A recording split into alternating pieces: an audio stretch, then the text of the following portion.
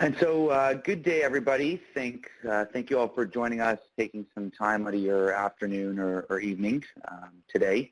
The purpose of today's webinar, short webinar, is to talk to you a little bit more about building out an office, dealing with expansion projects, relocations. So not only the design side, but as well making sure that you have all the lease agreement, both economically and legally, properly negotiated. And so just to tell you a little bit myself, I'm Jared Topper, one of the consultants with Cirrus Consulting, and excited as well to be joined by Bruce Johnstone, one of the project consultants at Apex Design and Build.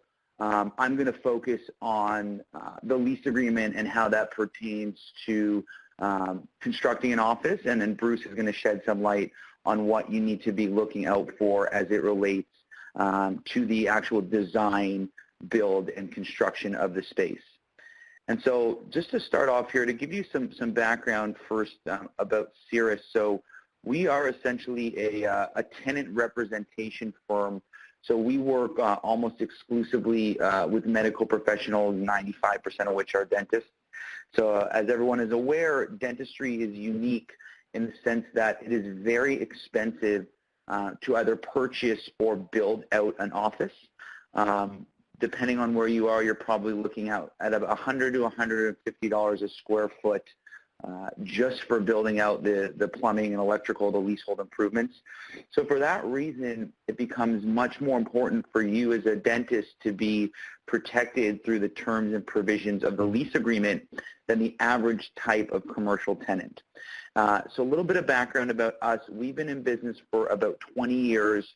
So we will analyze about 1,000 lease agreements every year, of which we'll negotiate about 5 to 650 of those. And so who are the type of doctors that we're speaking with or dealing with?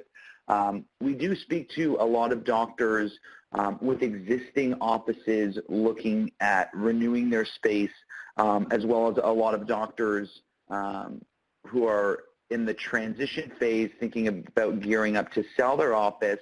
But of the 5 to 650 lease agreements that we negotiate every year, probably about a third of those, if not more, are dealing with either start-up or expansion opportunities. And so these are people that are looking to expand their office or build out an office from scratch.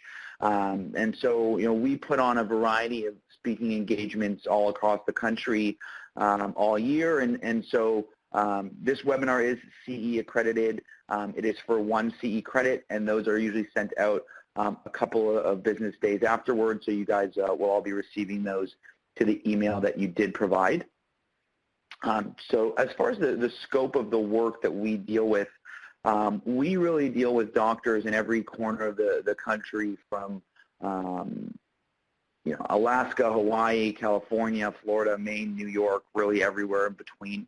The reason this is important in bringing this up is in dealing with every different geographic region and as well every different type of landlord, we've developed certain strategies and really come to realize that there's no such thing as a one-size-fits-all lease agreement or lease negotiations. And so we deal with every type of landlord, from the largest real estate investment trusts in New York, Chicago, the Bay Area, a lot of smaller or mid-size commercial landlords, as well as a lot of mom and pop landlords. And so, you really have to analyze based off of each person's individual circumstances and the particular property, what is going to be the best approach to maximize what you can be potentially getting out of the negotiations.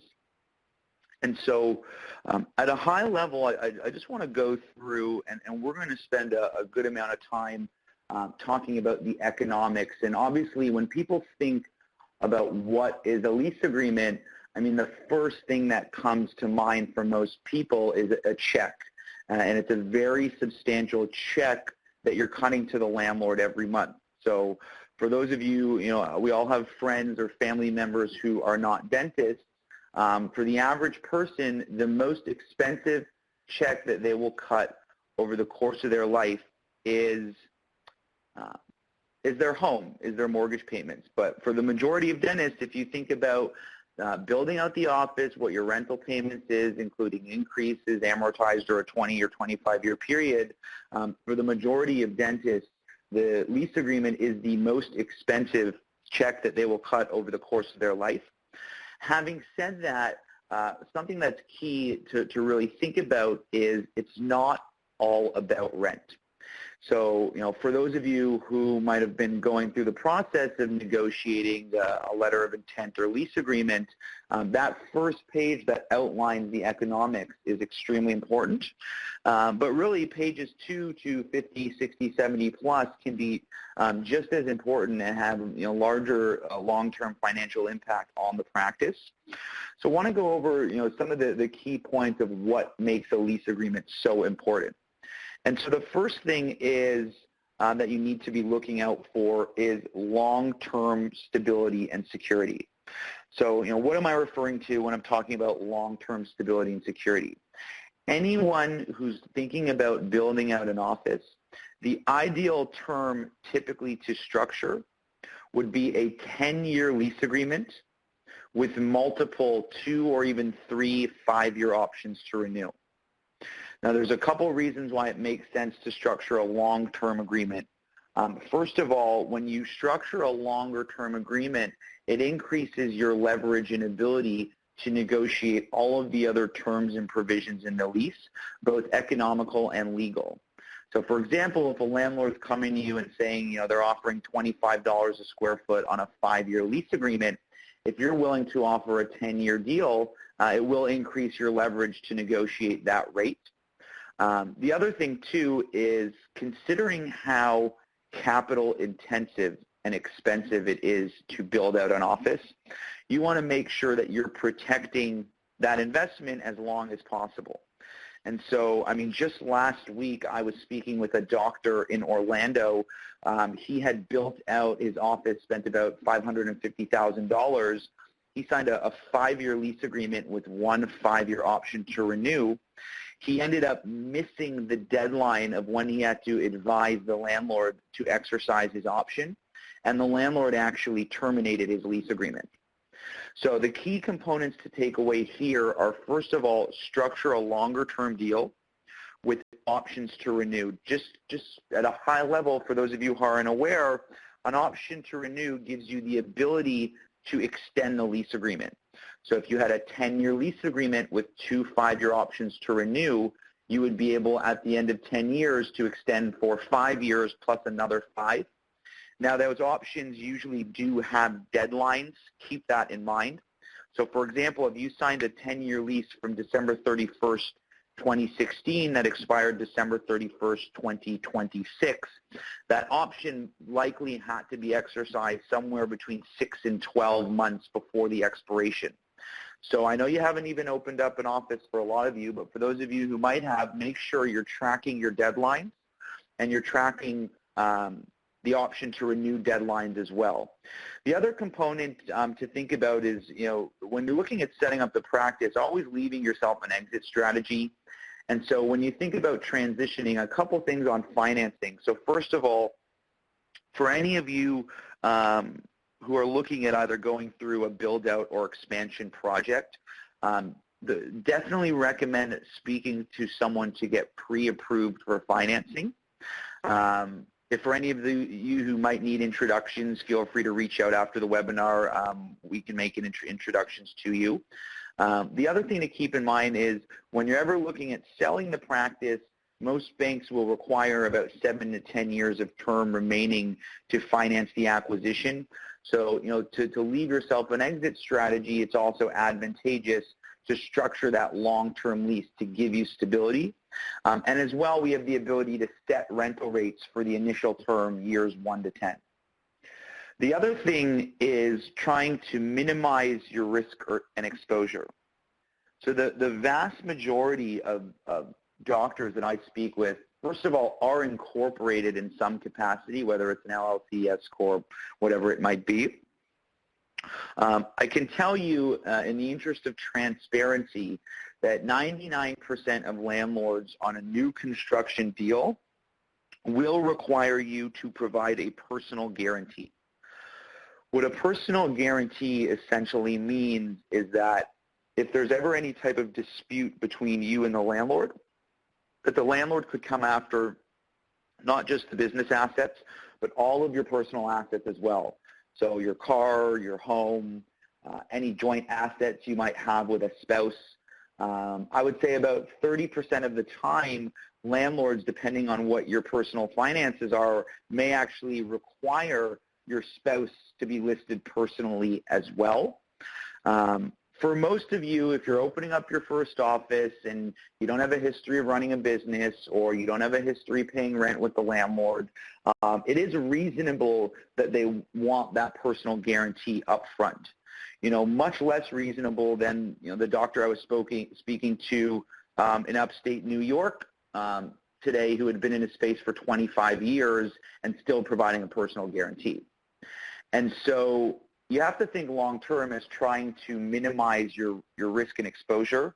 So, for example, you know, if the landlord's not willing to remove the guarantee, oftentimes we'll look to limit it in its length or in its scope. So if you're signing a 10-year deal with 2 5-year options, that the personal guarantee only lasts for, say, the first 5 or 7 or 10 years of that initial term.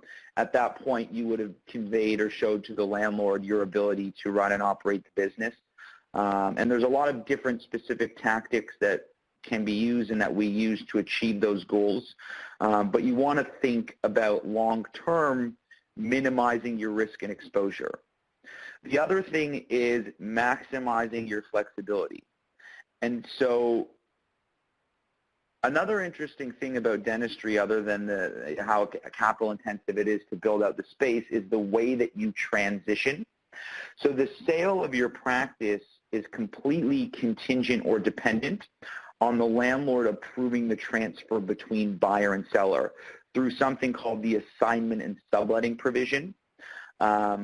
Typically, it's very onerous, or landlords make it very difficult to essentially get their consent to approve of the transfer. And so as you go through the process of building out your office or going through an expansion, it's an ideal opportunity to actually address the lease commitment long term. It's a lot easier for us to negotiate assignment or transfer provisions for someone who's 37 years old and putting $500,000 into the space than someone who's 63 years old, where the landlord is fully aware that there's very low chance that he's going to actually pick up and move the practice. And so always good to put yourself in a position to maximize your flexibility long term. And the other thing is actually enhancing practice value. And so when you think about what is the value of my practice, the value comes from 3 things. It comes from your goodwill, so your patient charts, your physical equipment, and the third thing is the lease agreement.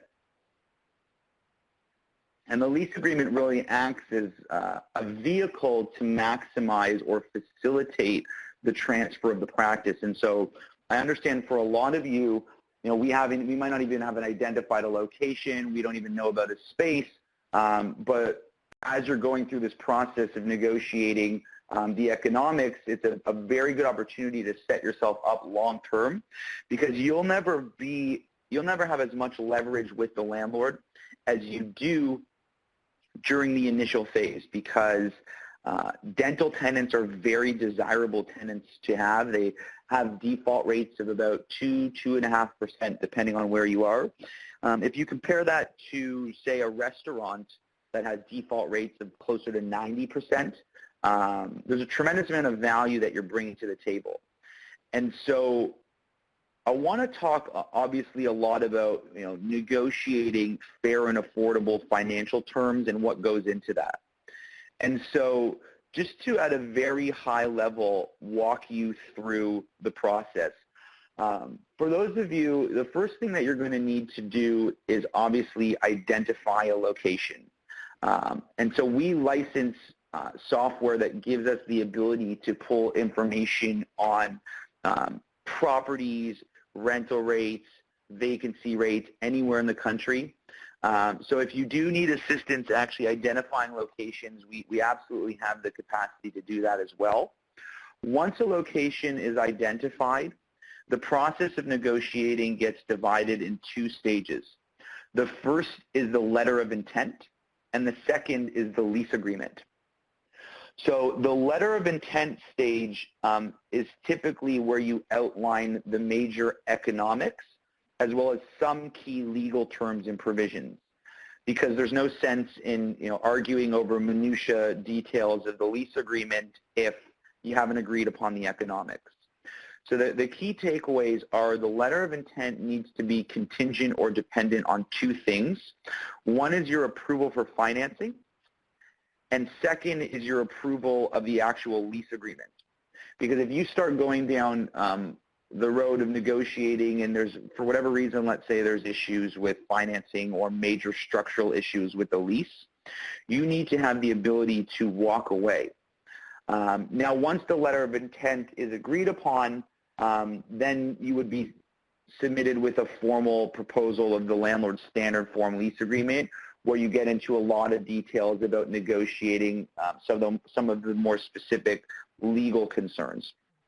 Now, there's a couple different key metrics or tools that we have to play with in maximizing what you can get out of a deal economically.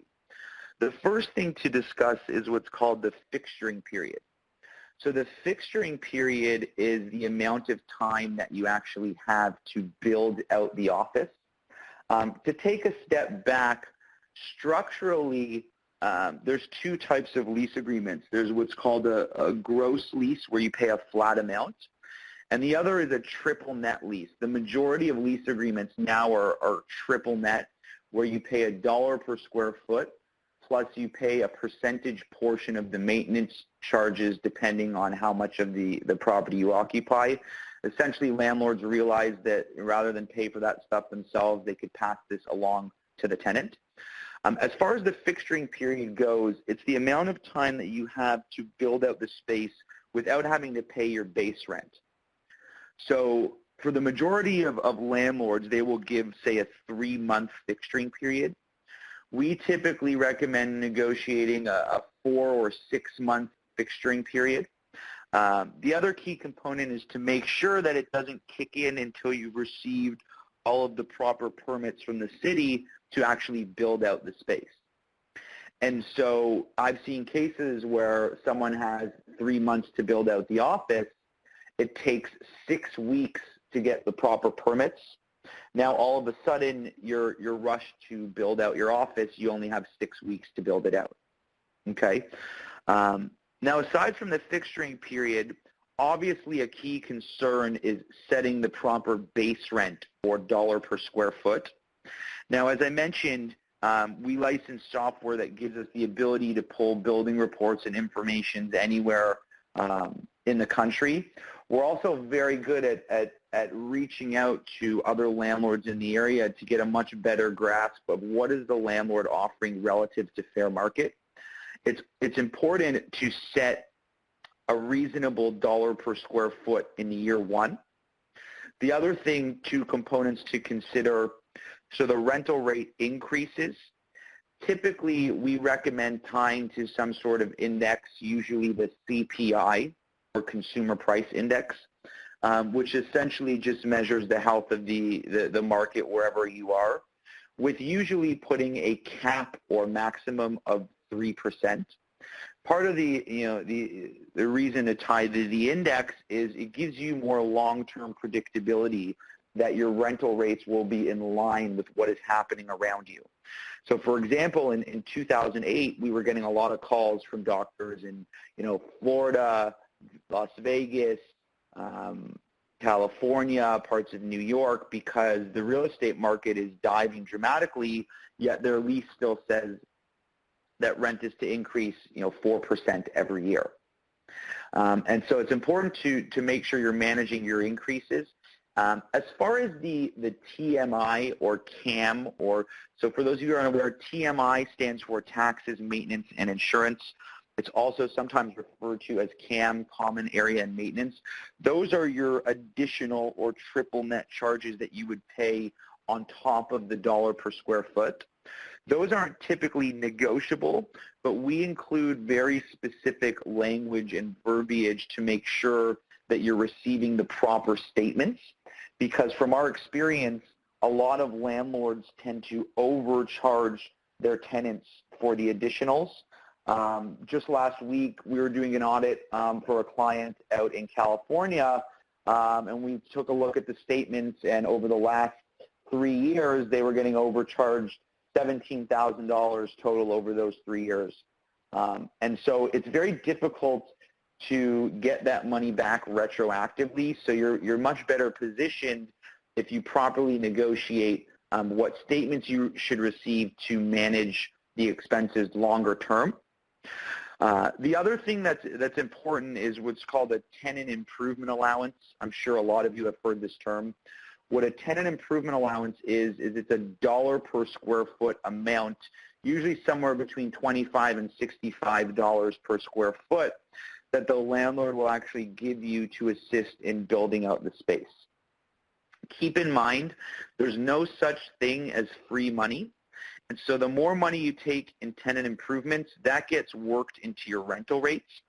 So depending on your financing situation, what we typically recommend is taking as much money as you can from the bank, particularly with interest rates being as low as they have recently, and limiting the tenant improvements, because that will allow you to keep a lower dollar per square foot, which will allow you to better manage overhead and expenses long term.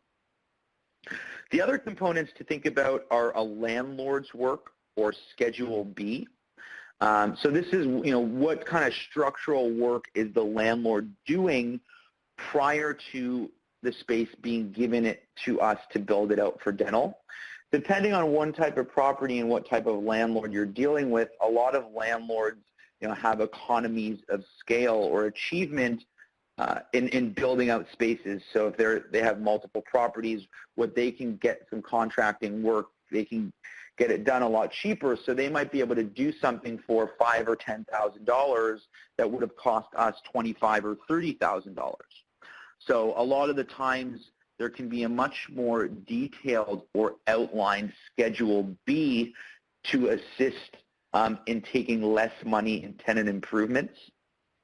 And the last component is the rent abatement or free rent period. This is usually a period somewhere between 1 and 3 months of actual free rent once the property or the practice, is already up and running. This is separate from the fixturing period, which is the time that you have to build out the space. The way that an actual property is appraised is by its rent roll. So it takes how long are my lease commitments, what are my rental rates, and what is my cap rate. And so from a valuation standpoint, landlords are sometimes more willing to grant a free rent period than a reduction in the dollar per square foot.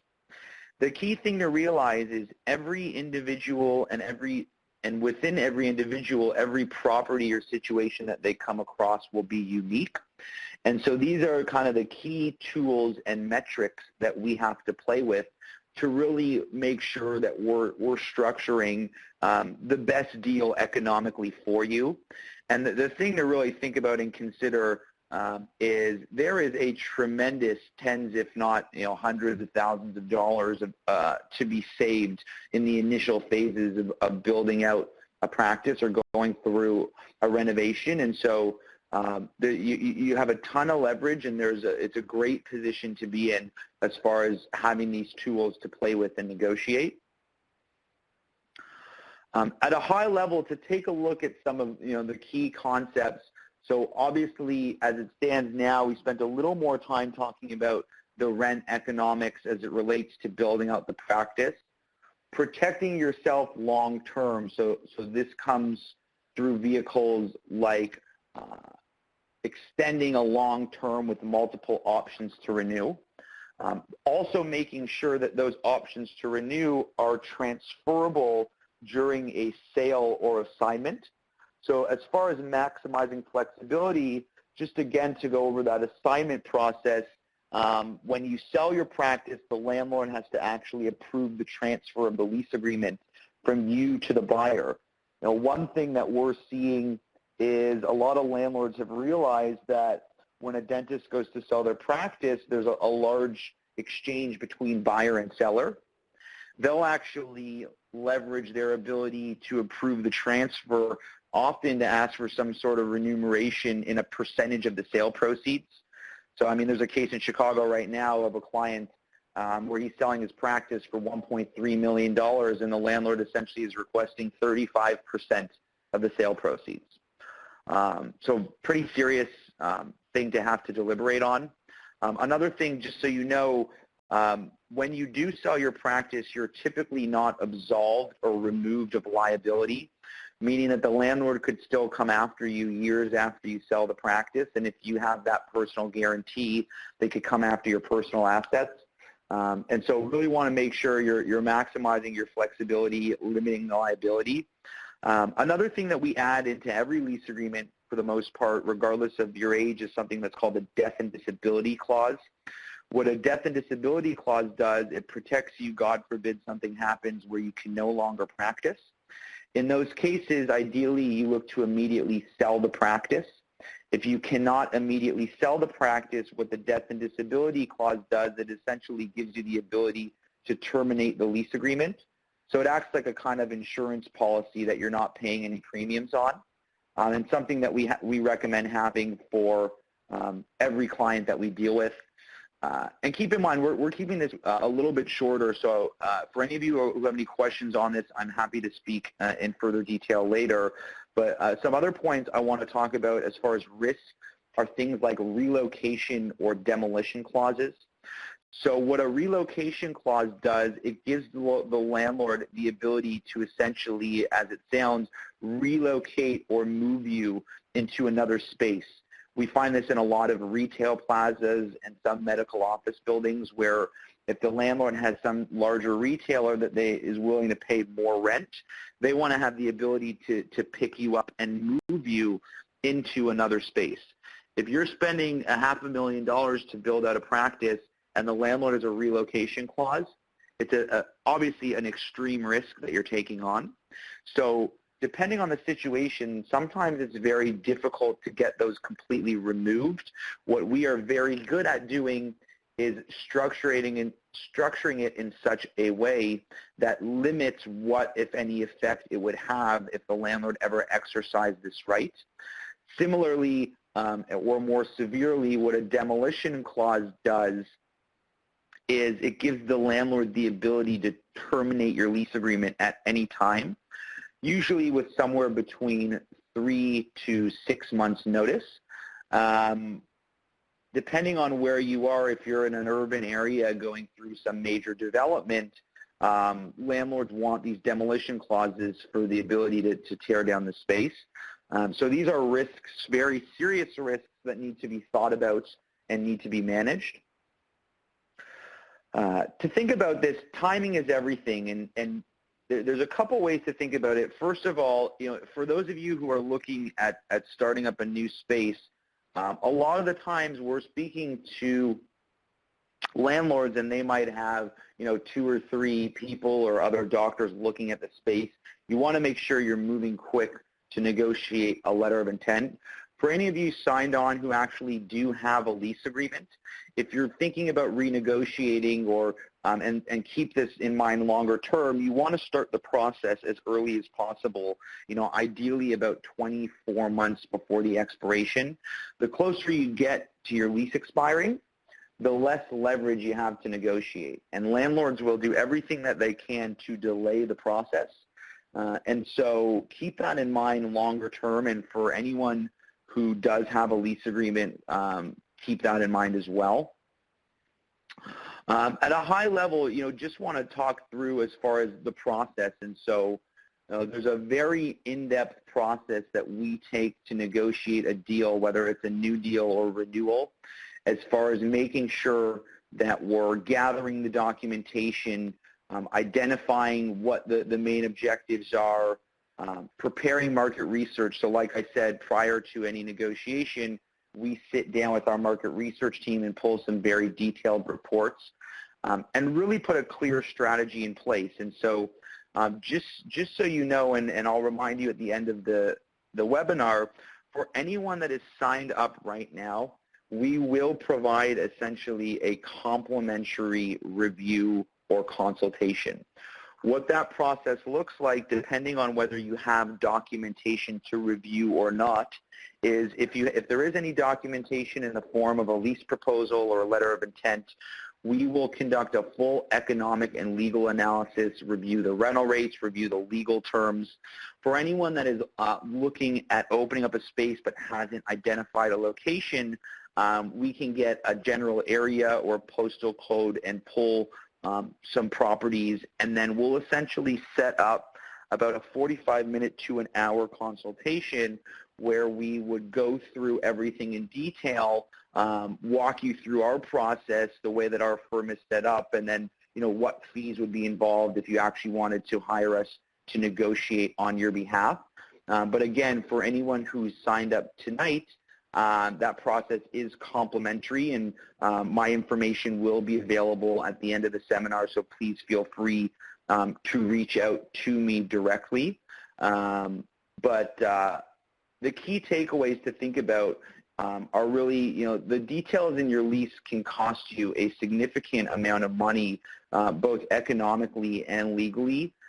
It's not just about rent. So that first page is absolutely critical, but as you go through a process, there's always a room for improvement to set yourself up long-term as far as minimizing your risk, maximizing your flexibility. Make sure that you're strategic, and so part of the reason we offer these complimentary consultations is to have a clear and concise strategy in place prior to speaking with the landlord. So unfortunately, a lot of people, what they'll do is, they'll pick up the phone, and the first thing they'll do is they'll start negotiating with the landlord before they actually have any idea about what they want to achieve or what's important to them.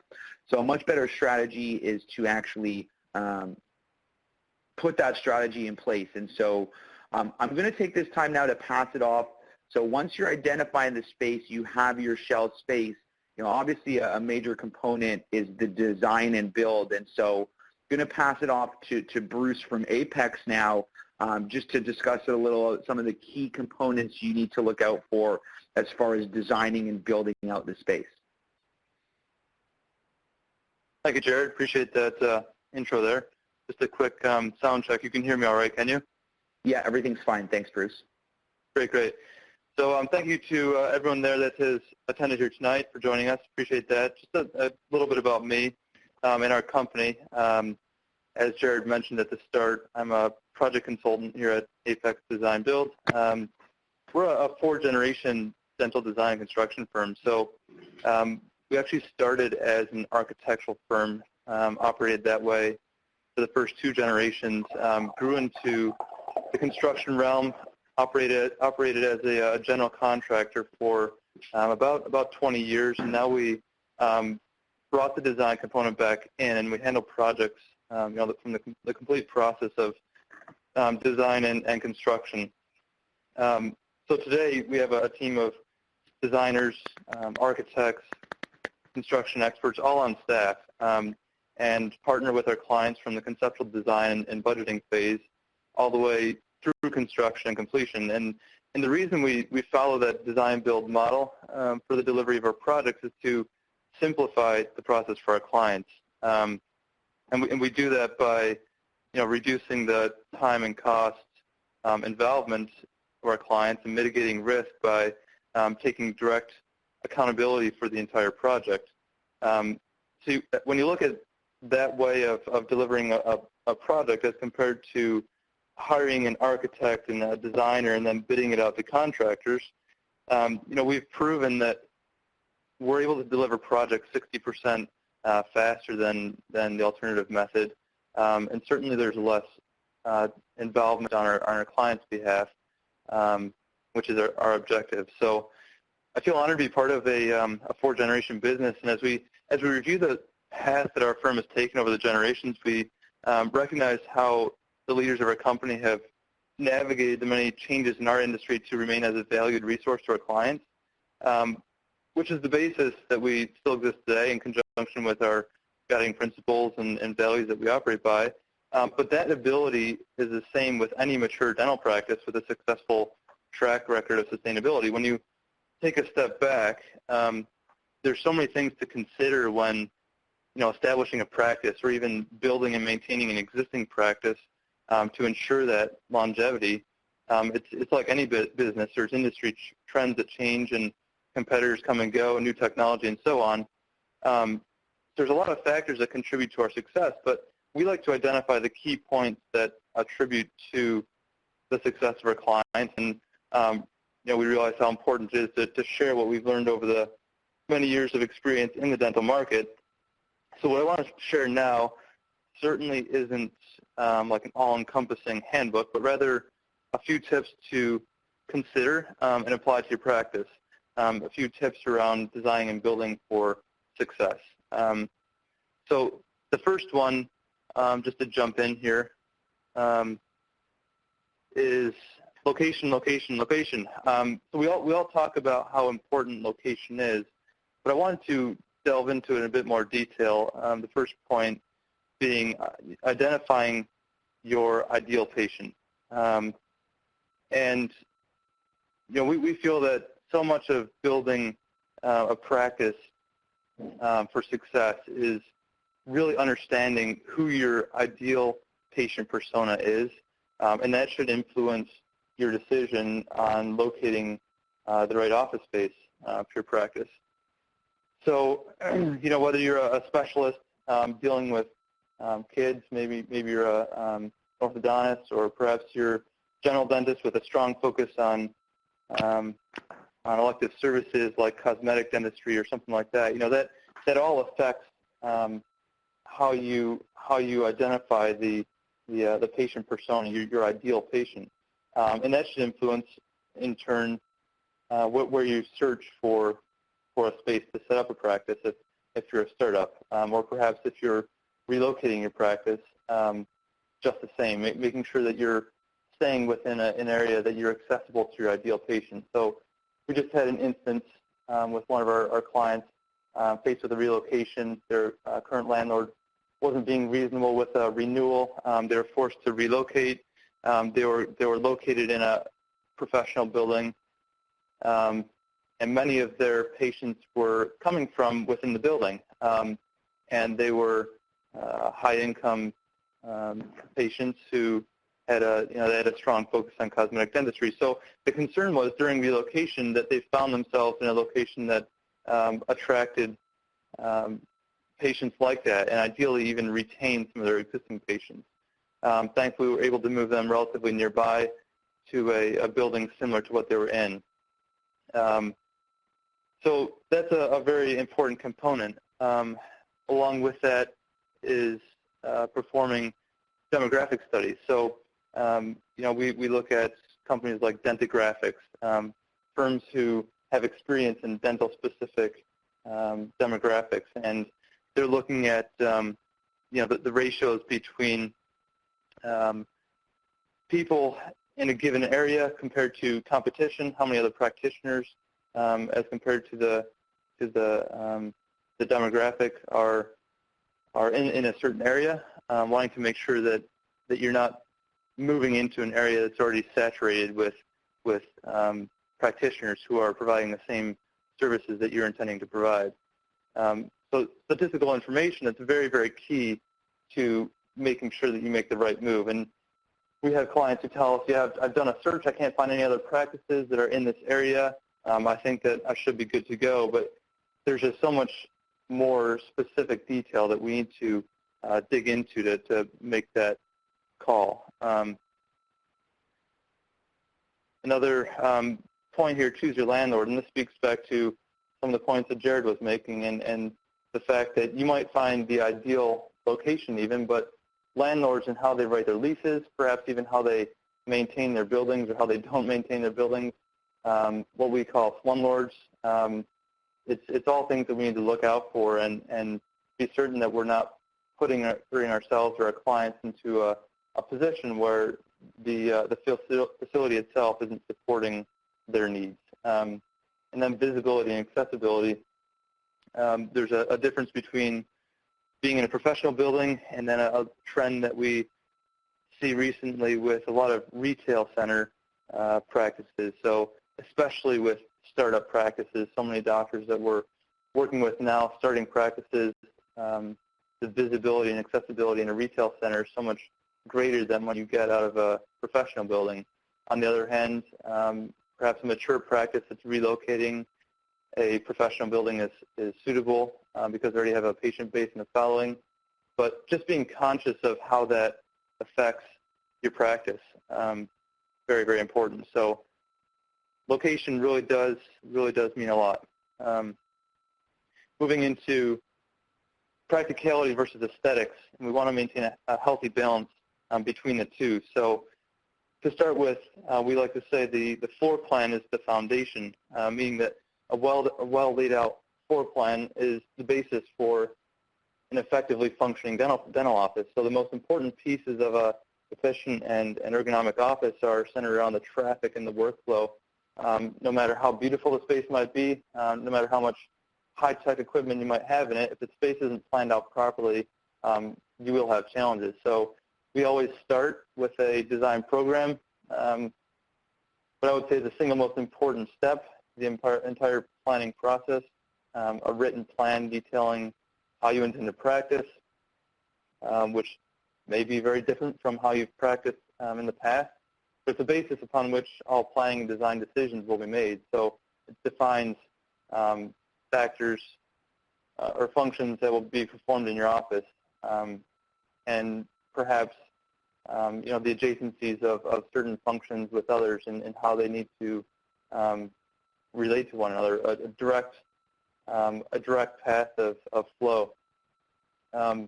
Even an easily accessible reception desk. Some practices we walk into and we feel like you have to enter and turn 2 corners before you find the reception desk. Well, the quickest and shortest route between 2 points in a straight line is what we try to achieve with a floor plan within reason. At the same time, the office environment needs to support your brand. Very important that the two work together. First impressions matter. When a patient walks through the door for the first time, what will they think about your practice, about your business? You can't replace a first impression. It's the goal to make patients feel as comfortable as possible when they first enter. Set the mood in the waiting room, and the rest of the office will improve the experience that they have during their exam and treatments. As a result, we want to keep patients coming back in the future, but that first impression is so important. And there's a statistic I read the other day: 48% of the general population doesn't even go to the dentist because of the fear factor. They're fearful enough to stay away, which is something that we can change with the office environment, and how we design the space, how we make it work, make patients comfortable. Which leads me into our next point to consider, remaining conscious of the patient experience.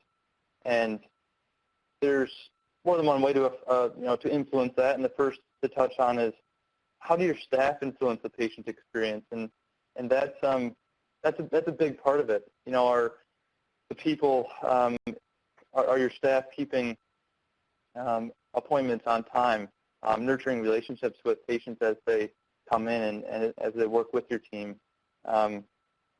Do the patients recognize teamwork and the office working in sync? Those are things that your staff can do to influence the patient experience.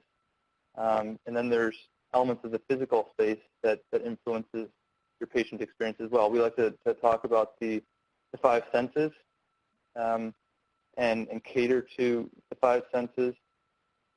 We talk about, of course, what they see, but then what they hear in the waiting room. Are they hearing drills going in the back, and the operatories in the back, or can we have a relaxing music or some sort of sound masking to interrupt or to change what they hear in the waiting room?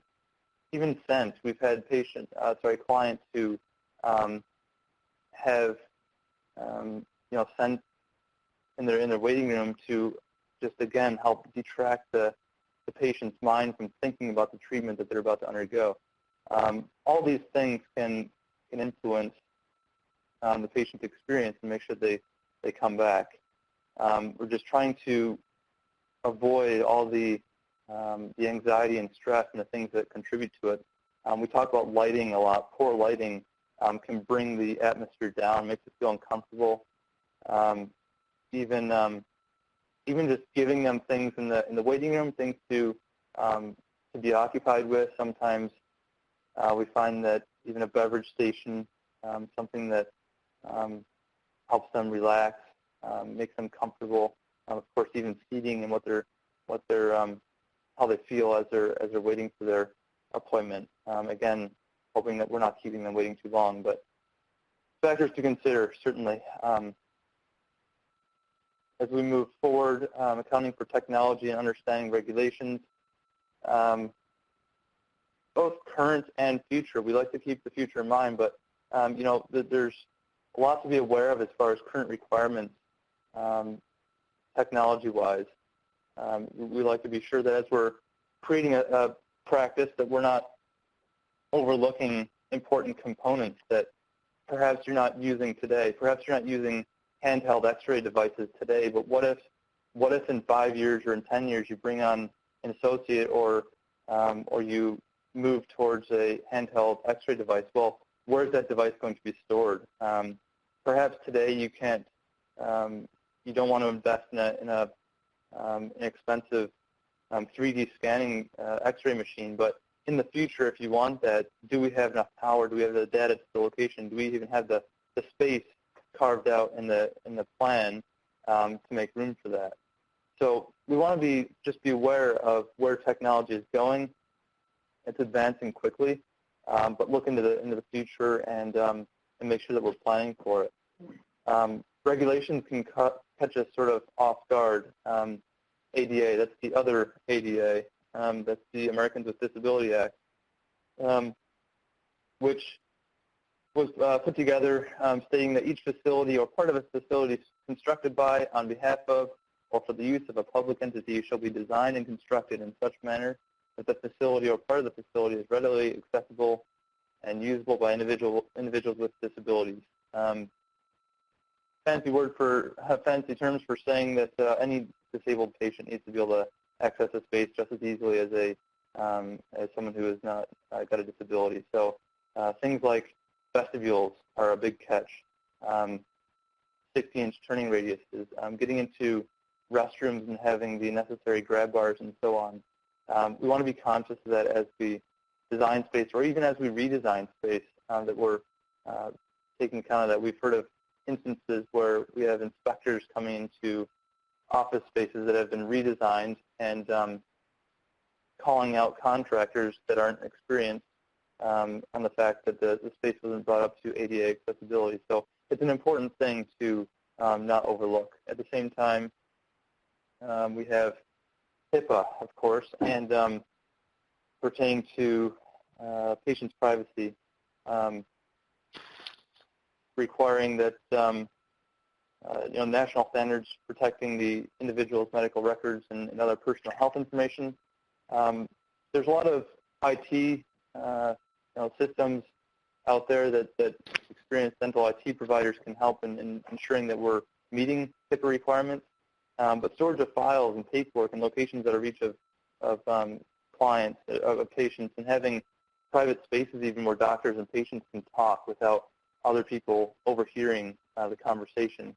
That's both in operatories, sometimes in our open plan designs. We have a challenge with controlling sound.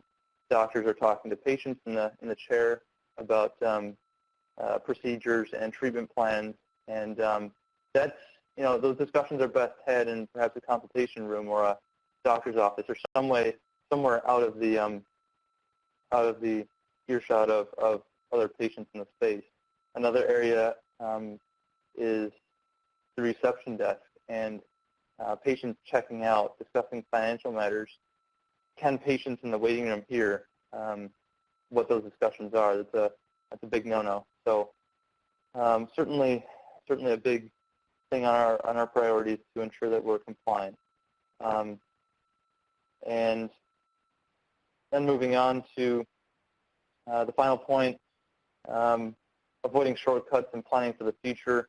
The first point, faster and cheaper is not better. Of course, you might say somewhat biased, but inexperienced designers and builders that don't understand dental offices and the function of how they operate, how they work, and we see designers and builders making very costly mistakes that have to be corrected.